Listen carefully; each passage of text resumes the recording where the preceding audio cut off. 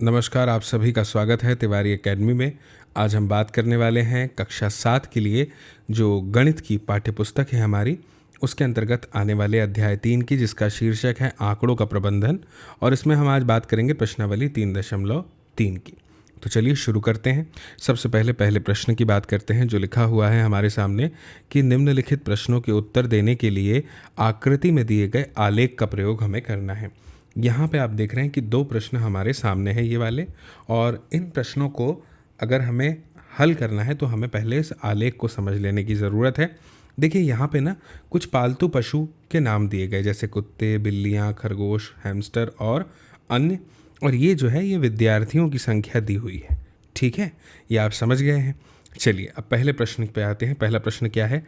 पहला प्रश्न है कि कौन सा पालतू पशु अधिक लोकप्रिय है। तो यहाँ पे सबसे ऊंचा ग्राफ जो है वो मुझे ये वाला दिख रहा है, और ये जो है ये बिल्लियों के बारे में है ना। तो संख्याएं कितनी है इसकी? लगभग 10 है ना।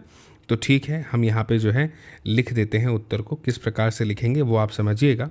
ए नंबर डाल के मैं यहाँ पे उत्तर लिख देता हूँ कि बिल्ली जो है ये पालतू पशुओं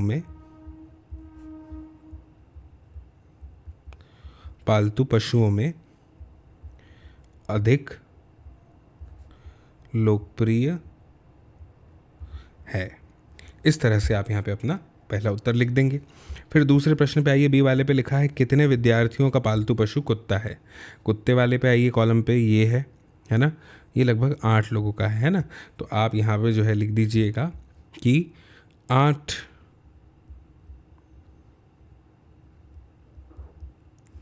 विद्यार्थियों का पालतू पशु जो है वो कुत्ता है। ठीक, स्पष्ट है। चलिए अब इसके बाद में ये प्रश्न हमारा हो गया। अगले प्रश्न पर आते हैं। अगला प्रश्न ये है, प्रश्न क्रमांक 2। लिखा है निम्नलिखित दंड आलेख को पढ़िए जो एक पुस्तक भंडार द्वारा 5 क्रमागत वर्षों में बेची गई पुस्तकों की संख्या दर्शाती है। एक पुस्तक भंडार है, यानी पुस्तकों की दुकान समझ लीजिए बड़ी वाली। और उसमें क्या हो रहा है कि पिछले 5 वर्षों में उन्होंने जितनी भी किताबें बेची हैं उनकी संख्या को वो इस दंड आलेख के माध्यम से हमें बता रहे हैं कि भाई 600 किताबें जो हैं उन्होंने 1993 में बेच दी। इस तरह से ये ग्राफ हमें यहाँ पे रिप्रेजेंट कर रहा है बेची हुई पुस्तकों की संख्या को पिछले 5 क्रमागत वर्षों में। और ये बताया है कि आगे आने वाले प्रश्नों के हमें उत्तर देने अगर हैं तो इस आलेख की सहायता हमें लेनी पड़ेगी ही पड़ेगी। तो पहला प्रश्न सबसे पहले देखते हैं कि वर्ष 1989, 1990 और 1992 में प्रत्येक में लगभग कितनी पुस्तकें बेची गई। ये पहला प्रश्न है। ठीक है, तो कौन कौन से ईयर बोले हैं, कौन कौन से साल वर्ष के बारे में पूछ रहा है? 1989, 90 और 92 है ना, यानी 1989 ये, फिर 90 ये और 92 ये। ठीक है, चलिए तो सबसे पहले काम करते हैं, इनकी संख्या लिख लेते हैं यहाँ पे रफली, ताकि हमें एक अनुमान लग जाए। तो अगर मैं 1989 की बात करूँ तो वो यहाँ कहीं पे आएगा, और ये संख्या जो है मुझे दिखाई दे रही है लगभग, आप मान लीजिए यहाँ पे जो है ये 180 के आसपास। ठीक है, इसके बाद में अगर हम बात करेंगे दूसरा जो वर्ष हमसे पूछा गया था कौन सा है, 1990 और 92 है ना, 90। तो अगर मैं 90 की बात करूं तो 90 जो है वो कहीं यहाँ से मेल खा जाएगा इसके साथ में, है ना। और ये संख्या होगी लगभग 475। ठीक, इसके बाद में अगला जो पूछा गया है 1992, यानी ये वाला। ठीक है, तो यहाँ से एक लाइन लेके आएंगे, हम लाइन लेके आएंगे और इसको जो है यहाँ पे ऐड कर देंगे इस तरह से। तो ये संख्या हो जाएगी 180 के ऊपर 200 के ऊपर, यानी ये समझ लीजिए 225। ठीक, ये संख्या हो गई। अब हमें करना क्या है? हमें बस इतना करना है कि अब हमें इस प्रश्न का उत्तर लिखना है, क्योंकि संख्या का अनुमान हमने निकाल लिया है। तो कैसे लिखेंगे? देखिए 3 वर्षों का अलग अलग पूछा है ना, तो हम बांट लेते हैं उसको। सबसे पहले के अंतर्गत ए नंबर डाल के लिखते हैं हम कि 1989 में, ठीक है, 1989 में 180 किताबें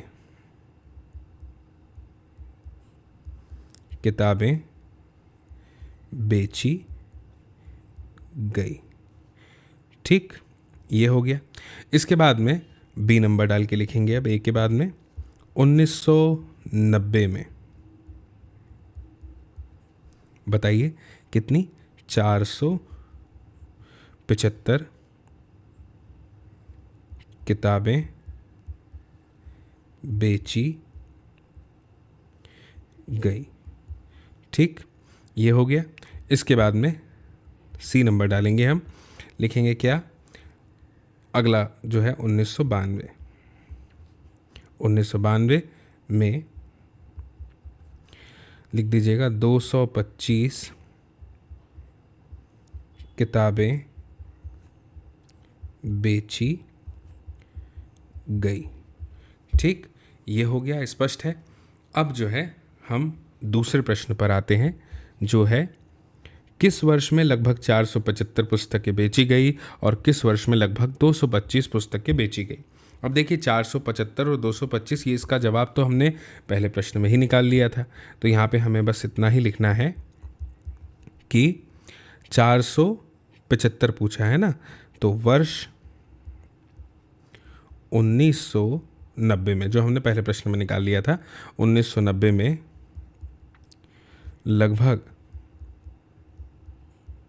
लगभग 475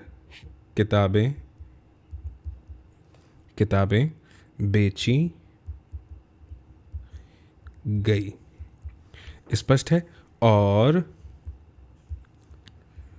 वर्ष 1992 में, वर्ष 1992 में जो है लिखना पड़ेगा लगभग 225 किताबें बेची गई। ठीक है, ये हो गया। तो ये हो गया दूसरे प्रश्न का उत्तर। अब इसके बाद में हम आते हैं तीसरे प्रश्न पे। लिखा है किन वर्षों में 250 से कम पुस्तकें बेची गई। तो 250 से एक लाइन खींच लेते हैं हम, है ना। तो 250 से एक लाइन खींच लेते हैं, ये लाइन हो गई। तो इससे कम तो यहाँ दिख रहा है, एक 1989 में और एक 1992 में। तो बस तीसरे उत्तर में हमें यही लिखना है। क्या लिखना है कि वर्ष 1989 है ना, या 1990 और 1992 में 250 से कम किताबें जो है वो बेची गई। ये हो गया हमारा उत्तर तीसरे का। अब आते हैं इसके चौथे प्रश्न पर। पहले के लिखा है क्या आप स्पष्ट कर सकते हैं कि आप वर्ष 1989 में बेची गई पुस्तकों का आकलन किस प्रकार करेंगे।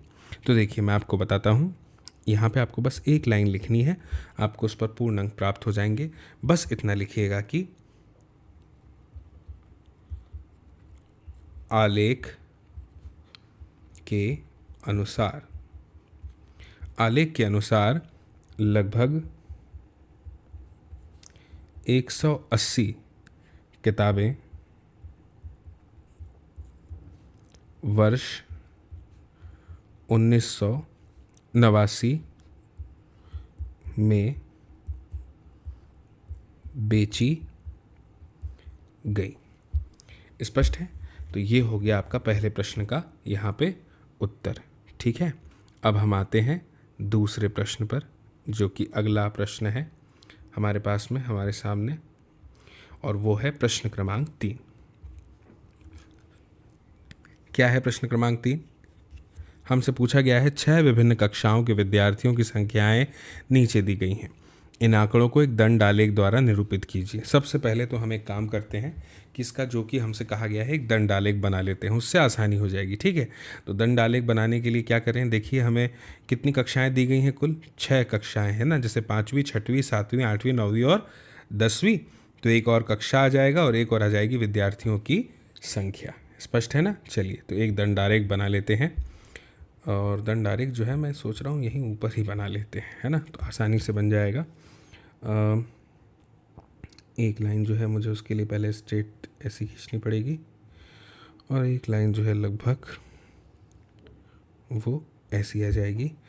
और ठीक है, अब जो है मैं आलेख आपके सामने बना देता हूँ।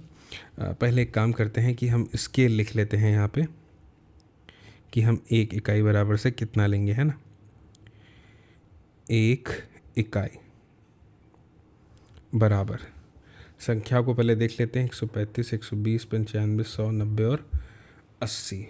5 से भाग चला जाएगा, 15, 25, 25 ले लेते हैं। ठीक है, ये है 25, 1 इकाई मतलब 25 बच्चे। ठीक, तो 1 इकाई मतलब 25 बच्चे, तो ये हो गया 0, 25, फिर हो जाएगा 50, फिर हो जाएगा 75, फिर हो जाएगा 100, फिर हो जाएगा 125 और फिर हो जाएगा 150, यानी 150। ठीक है, ठीक है। अब देखिए संख्या देखते हैं हम। कहा जा रहा है हमसे कि सबसे पहले सबसे छोटी संख्या से ही ले लेते हैं, है ना। तो कक्षा 10वीं में जो है 80 बच्चे हैं। ठीक है, तो ये 75 है, इसके ठीक ऊपर से जो है यहाँ से कहीं से जो है 80 बच्चे जाएंगे, है ना। तो ये हम एक लाइन ऐसी स्ट्रेट ड्रॉ करने की कोशिश कर रहे हैं।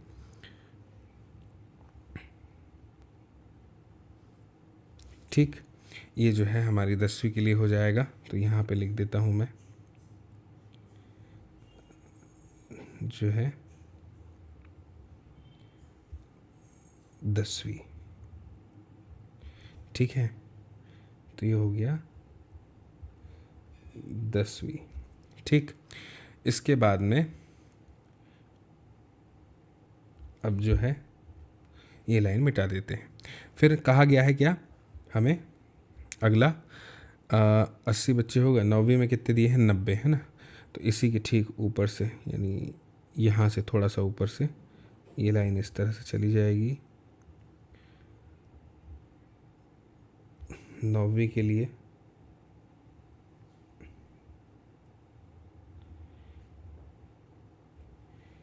यहाँ कहीं पे कुछ इस तरह से, है ना। तो मैं यहाँ लिख देता हूँ 9वीं।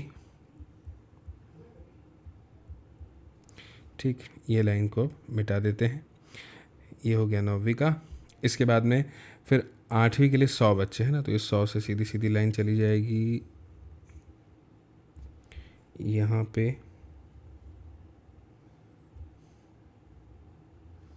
ये हो गया हमारा 8वीं के लिए। ठीक है, तो यहाँ पे लिख देता हूँ 8वीं। ठीक, ये 8वीं हो गई। इसके बाद में 7वीं में है 95 बच्चे, यानी इससे थोड़ी कम। तो ये हो जाएगा हमारा 7वीं का।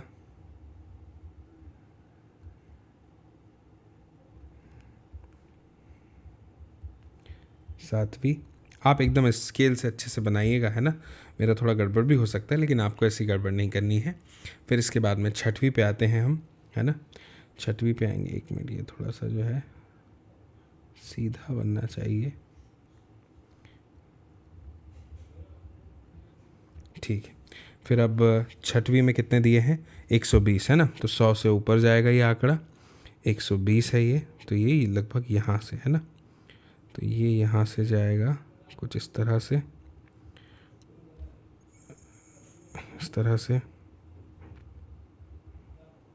ये हो गया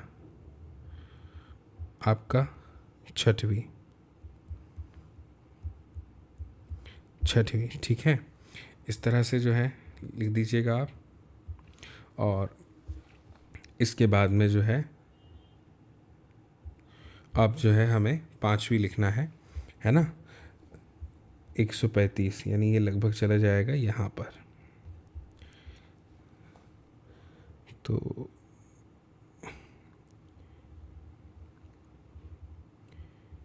ये हो जाएगा आपका 5वीं का।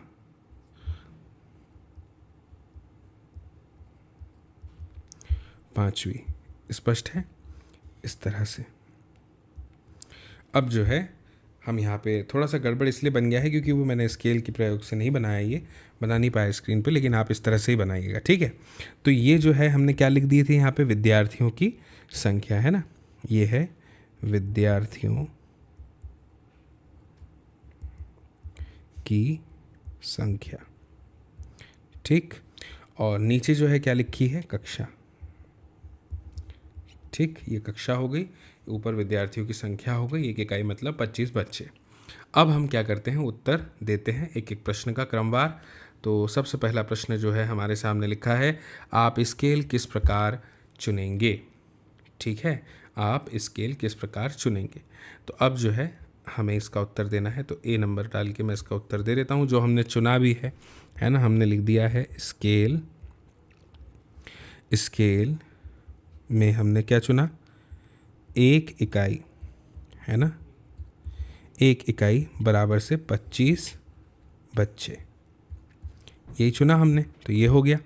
इसके बाद में बी नंबर का प्रश्न जो है लिखा है, निम्नलिखित प्रश्न को उत्तर दीजिए। पहला लिखा है, किस कक्षा में विद्यार्थियों की संख्या अधिकतम है और किस कक्षा में न्यूनतम है। तो उत्तर लिखेंगे कैसे, सबसे पहले पहला कि बी का पहला है, ये ध्यान रखना, है ना। क्या लिखेंगे, 5वीं कक्षा, 5वीं कक्षा में विद्यार्थियों की संख्या जो है वो अधिकतम है तथा 10वीं, है ना, 10वीं कक्षा में न्यूनतम है। भाई हमने जब आलेख बनाया तो यही तो ऑब्जर्व किया है कि नहीं, बताइए अब आप मुझे। 5वीं कक्षा में सबसे ज़्यादा विद्यार्थी हैं और 10वीं में सबसे कम है, न्यूनतम है ना, ठीक है। अब दूसरे वाले पे आते हैं हम। दूसरा प्रश्न क्या है, कक्षा 6 के विद्यार्थियों की संख्या का कक्षा 8 के विद्यार्थियों की संख्या से अनुपात ज्ञात कीजिए, ठीक है। अभी कर लेते हैं, कक्षा 6 के विद्यार्थियों की संख्या का कक्षा 8 के विद्यार्थियों की संख्या से, ठीक है। तो कक्षा 6 के विद्यार्थियों की संख्या जो है वो है 120 और कक्षा 8 की है 100, ठीक है। तो अनुपात ज्ञात करने के लिए क्या करना पड़ेगा, बहुत ही सरल है ना। मैं यहाँ पे सूत्र भी लिख देता हूँ, एक काम करता हूँ, अनुपात अगर ज्ञात करना है तो क्या करना पड़ेगा, 6ठी कक्षा में विद्यार्थियों की संख्या बटे हमें लिखना पड़ेगा 8वीं कक्षा में विद्यार्थियों की संख्या, यही करना पड़ेगा। तो 6ठी में कितने थे, 120 और 8वीं में कितने हैं, 100, है ना। एक शून्य से एक शून्य कट गया, ये हो जाएगा 2 पंचे 10, 2 छंग 12, यानी 6/5, है ना। यानी अनुपात क्या आ जाएगा, 6:5। तो ये हो गया हमारा ये वाला प्रश्न यहाँ पे हल। अब आगे बढ़ते हैं और आगे बढ़ते हुए बात करते हैं हम चौथे प्रश्न की। लिखा है प्रश्न क्रमांक 4 में, एक विद्यार्थी के प्रथम और द्वितीय सत्र का प्रदर्शन दिया हुआ है, ठीक है, देख ले रहे हैं हम। एक उपयुक्त स्केल चुनकर एक दोहरा दंड आलेख खींचिए, दोहरा दंड आलेख खींचना है, अच्छा ठीक है। और क्या करना है, दिए गए प्रश्नों के हमें उत्तर देने हैं, चलिए ठीक है, ये भी कर लेते हैं। तो दोहरा दंड आलेख हमें जो है सबसे पहले खींचना पड़ेगा, तो खींच लेते हैं, कोई समस्या नहीं जाएगी खींचने में, सरलता से खींचा जाएगा। तो ये हैं विषय प्रथम सत्र और द्वितीय सत्र के, ये हैं अंग्रेज़ी, हिंदी, गणित, विज्ञान, सामाजिक विज्ञान विषय हो गए, प्रथम और द्वितीय सत्र हो गए। चलिए, तो सबसे पहले तो दंडालेख ही खींच लेते हैं, है ना। तो मैं अभी आपके सामने खींच देता हूँ यहाँ पे दंडालेख जो है, कैसे खिंचाएगा, ये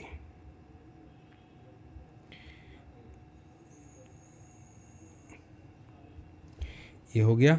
अब हमें जो है सबसे पहले हम यहाँ विषय के नाम लिख लेते हैं, है ना। विषय के नाम लिख लेते हैं हम। विषय के नाम हमें दिए हैं अंग्रेज़ी, हिंदी, गणित विज्ञान और सामाजिक विज्ञान। तो ठीक है, मैं यहाँ पे आपके सामने लिख देता हूँ। सबसे पहले ये तो है, ये अंग्रेज़ी का हो गया मान लीजिए, है ना, यहाँ पे जो आएगा। फिर ये वाला जो है ये हिंदी का हो जाएगा। फिर इसके बाद में ये वाला जो है ये गणित के लिए हो जाएगा, यहाँ पे जो हम खींचेंगे। फिर उसके बाद में इधर जो खींचेंगे वो विज्ञान के लिए हो जाएगा, और यहाँ जो खींचेंगे वो सामाजिक विज्ञान के लिए हो जाएगा। ठीक है, सामाजिक विज्ञान थोड़ा दूर हो गया, सामाजिक विज्ञान के लिए हो जाएगा। ठीक है, तो अब हम खींच देते हैं। दोहरा क्यों खींचना है हमें? दोहरा इसलिए खींचना है हमें क्योंकि हमें जो है दो दो सत्रों के बारे में बताना है। ठीक है, ठीक है, अभी खींच लेते हैं। पहले हम स्केल लिख लेते हैं यहाँ पे, है ना। तो स्केल हम ले लेते हैं एक बार आंकड़े। ठीक है, तो यहाँ पे मैं लिख देता हूँ स्केल 1 इकाई बराबर 10 अंक। 1 इकाई बराबर 10 अंक, है ना। तो कितने अंक ले लेंगे टोटल? 100, है ना। ठीक है, तो 1 2 3 4 5 6 7 8 9 और ये 10, है ना। तो ये हो गया 0, ये हो गया 10 20 30 40 50 60 70 80 90 100। ठीक, अब एक बार आंकड़ों को देख लेता हूँ मैं, है ना। किताब है मेरे पास, मैं किताब से भी मिला लेता हूँ, तो उससे जल्दी जल्दी हो जाएगा, है ना। तो अंग्रेज़ी के लिए जो हमें आंकड़ा खींचना है वो कुछ इस प्रकार से खींचना होगा। सबसे पहले मैं आपको बता देता हूँ अंग्रेज़ी, है ना। तो वो जो है हमें खींचना है वो यहाँ से खींचना पड़ेगा,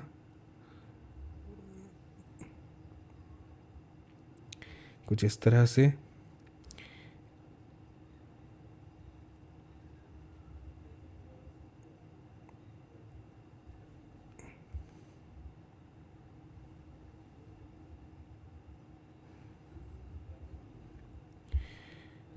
लाइन कुछ बहुत ज़्यादा जो है तिरछी हो रही है।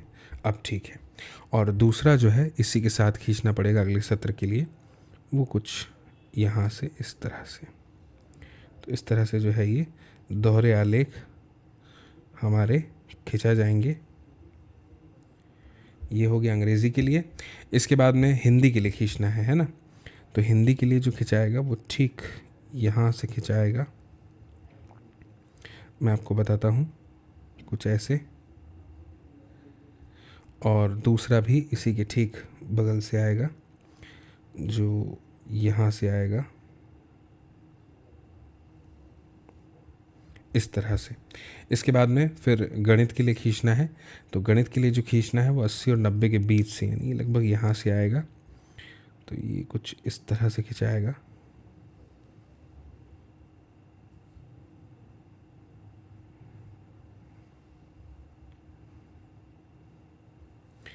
और दूसरा जो है वो उसके भी ऊपर से जाएगा, 90 और 100 के पास से लगभग। ये हो गया। इसके बाद में विज्ञान के लिए जो खींचना है हमें, वो कैसे खींचेंगे देखिए, मैं आपको बताता हूँ। ये हमने खींच लिया है विज्ञान के लिए।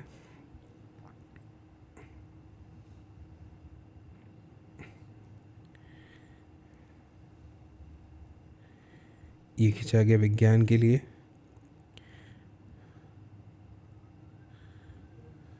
ठीक है, और इसके बाद में सामाजिक विज्ञान के लिए, है ना। तो सामाजिक विज्ञान के लिए जो है वो 70 से 80 के बीच में, यानी लगभग यहाँ से आएगा, कुछ इस प्रकार से।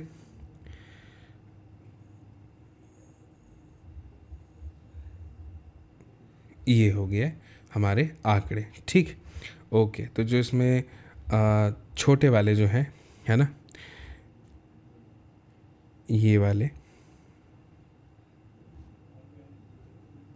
ये प्रथम सत्र के हैं और बचे हुए बड़े वाले जो हैं वो द्वितीय सत्र के। आप आलेख अच्छे से खींचिएगा, आपको आता भी होगा, आप ऊपर लिख भी लीजिएगा, ठीक है।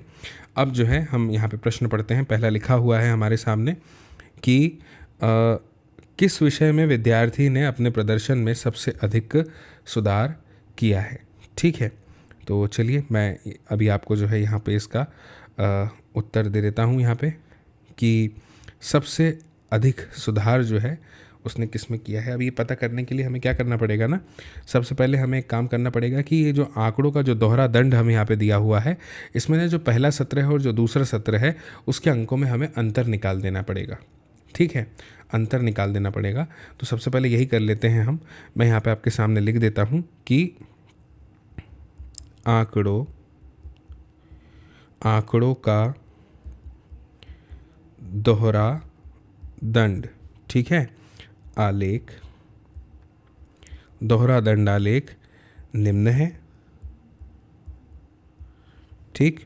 अब इसमें देखिए हम क्या करेंगे कि प्रथम सत्र और या तथा द्वितीय सत्र के अंकों में अंतर, ठीक है, ये निकाल लेते हैं। तो कैसे निकालेंगे हम, यहाँ पे लिख देंगे अंग्रेजी बराबर से 70 में से चला जाएगा 67, तो बचेगा 3, ठीक। इसके बाद अंग्रेजी के बाद हिंदी में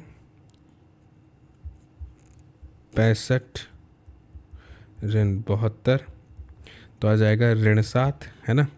फिर हिंदी के बाद में गणित की बात अगर करें तो 95 ऋण 88, तो 95 में से 88 जाएंगे तो 7 बचेगा। फिर गणित के बाद में विज्ञान की बात करते हैं तो 85 ऋण 81, तो ये बच गया हमारे पास 4। और फिर सामाजिक विज्ञान में है 75 ऋण 73,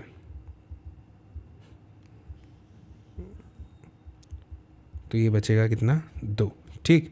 अब पहला प्रश्न, किस विषय में विद्यार्थी ने अपने प्रदर्शन में सबसे अधिक सुधार किया है। तो अब हम बता पाएंगे बड़ी सरलता से।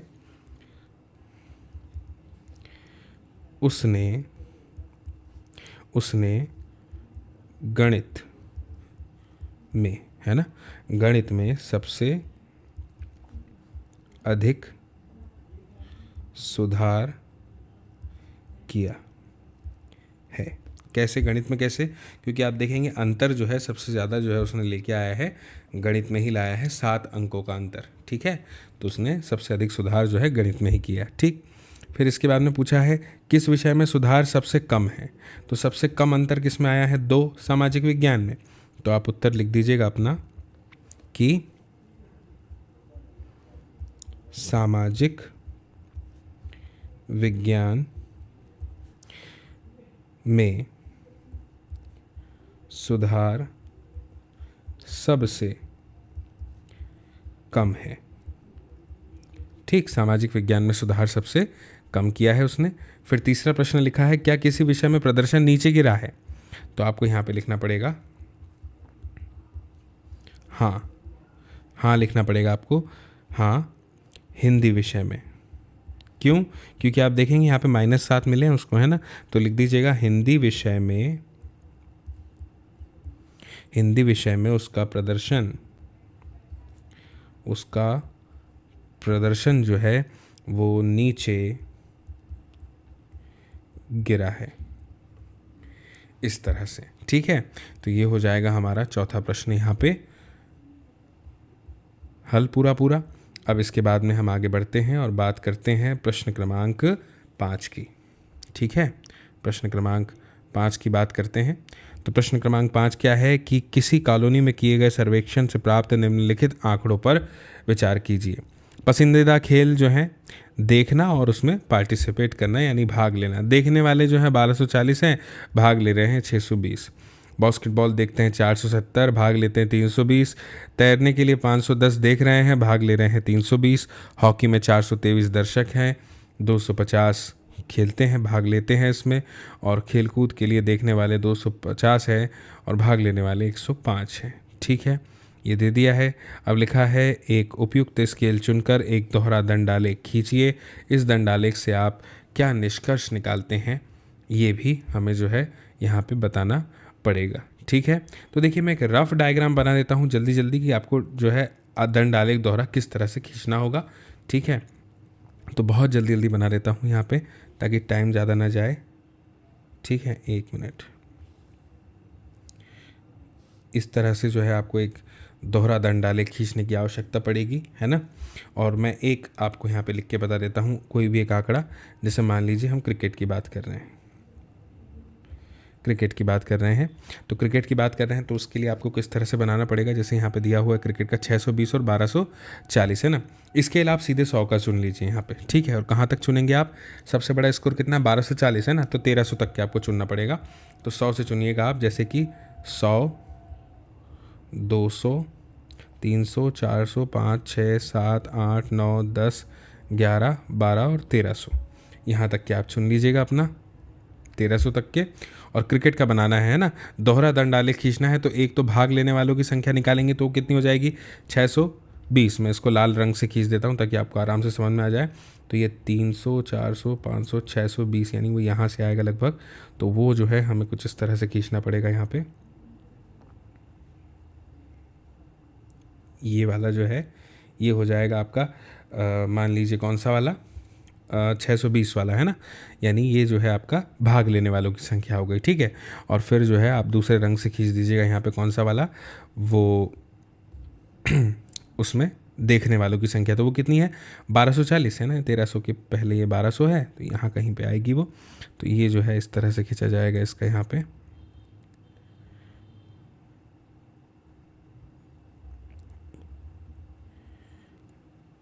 ये कुछ इस तरह से खींचा गया। ठीक है, तो ऐसा आप सारे यहाँ पे खींच लीजिएगा अपनी कॉपी में, नोटबुक में अच्छे से, है ना।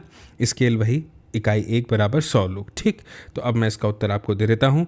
लिखा है सबसे पहला जो प्रश्न हमारे सामने है कि आंकड़ों के आधार पर जो है हमें यहाँ पर ये बताना है। पहला प्रश्न जो है दोहरा दंडालेख खींच करके कि निष्कर्ष क्या निकल रहा है ना। तो ठीक है, अब हम दंडालेख तो आप खींच लेंगे, तो मैं यहाँ पे आपको उत्तर लिख के बता देता हूँ इसका। पहले वाले का कैसे लिखेंगे आप कि आंकड़ों, निष्कर्ष की बात हो रही है ना, कि आधार पर जो है यह निष्कर्ष निकलता है, यह निष्कर्ष निकलता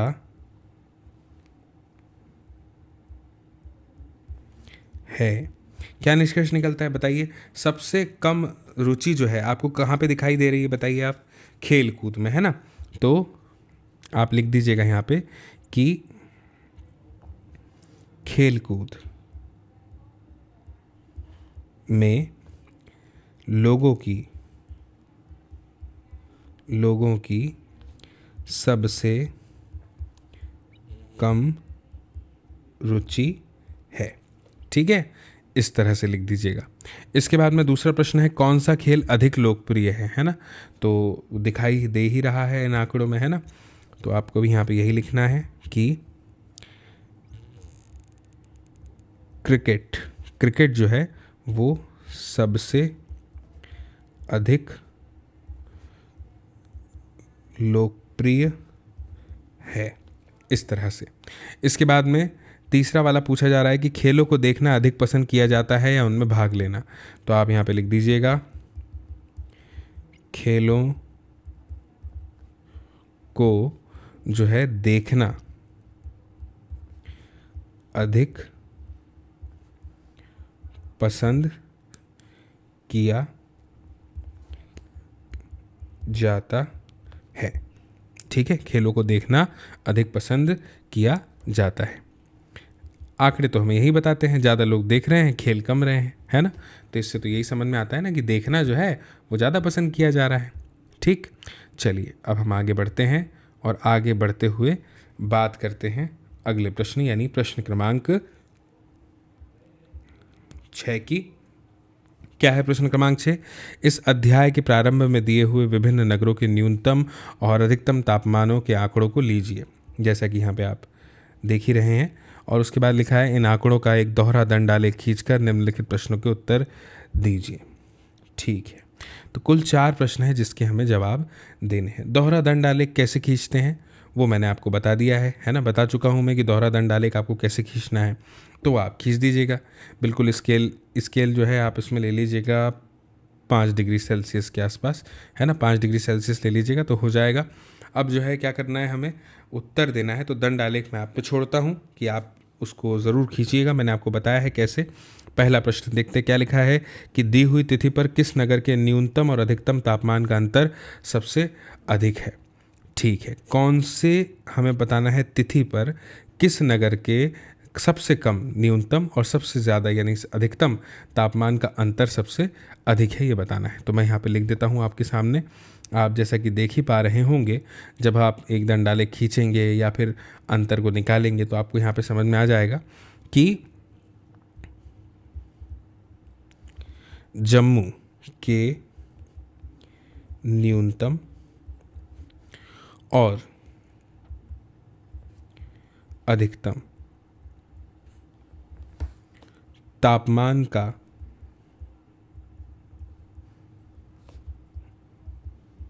अंतर सबसे अधिक है, सबसे अधिक है।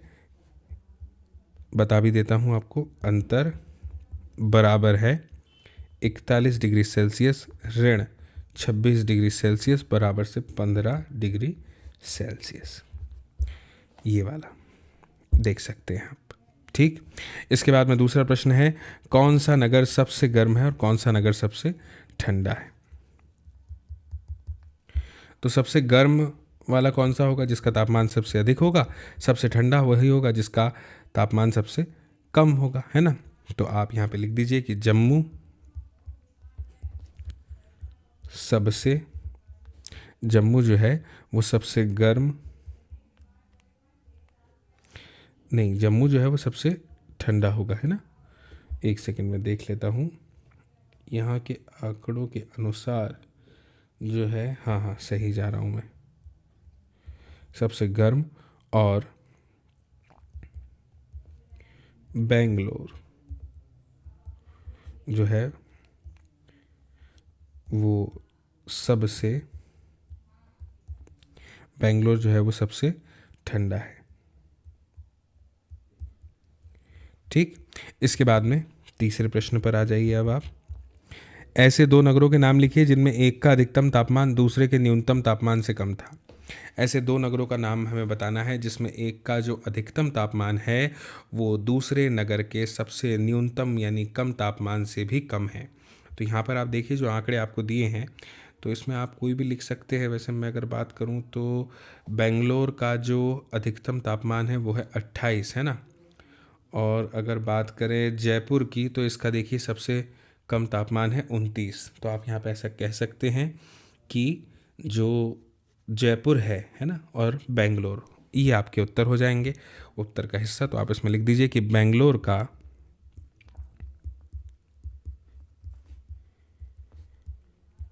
अधिकतम तापमान, बेंगलोर का अधिकतम तापमान जो कि 28 डिग्री सेल्सियस है, वो दिल्ली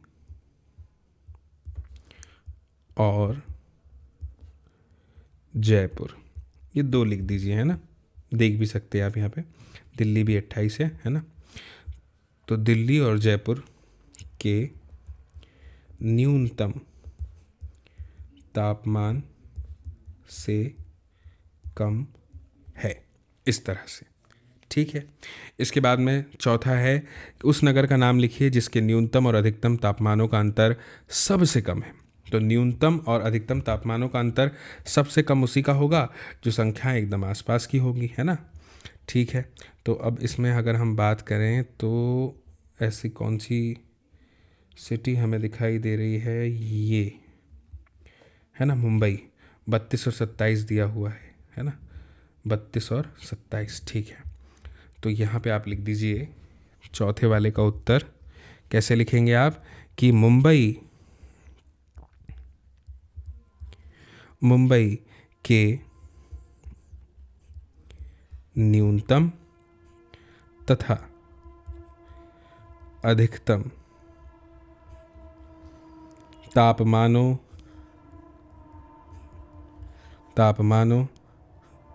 में सबसे कम अंतर है, ठीक है। अधिकतम तापमान लिख दीजिए,